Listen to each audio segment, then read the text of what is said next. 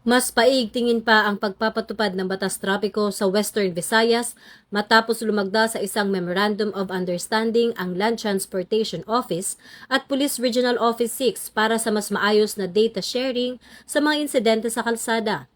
Sa kasunduan, magbibigay ang pulisya ng kumpleto at napapanahong police report sa LTO kaugnay ng mga seryosong aksidente at paglabag sa batas trapiko.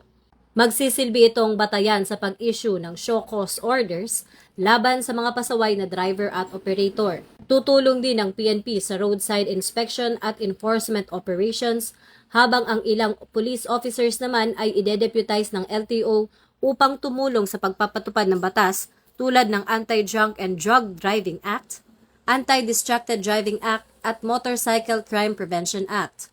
Ayon sa mga opisyal, layunin ng inisyatibang ito na palakasin ang disiplina sa kalsada at maiwasan ang krimen at aksidente bilang bahagi ng pagsulong ng serbisyong mabilis, tapat at nararamdaman. Mula rito sa Campo Crame, ako po si Patrolwoman Sari Bernales, nagbabalita para sa Police News Network. At ito ang bagong PNP para sa bagong Pilipinas, serbisyong mabilis, tapat at nararamdaman.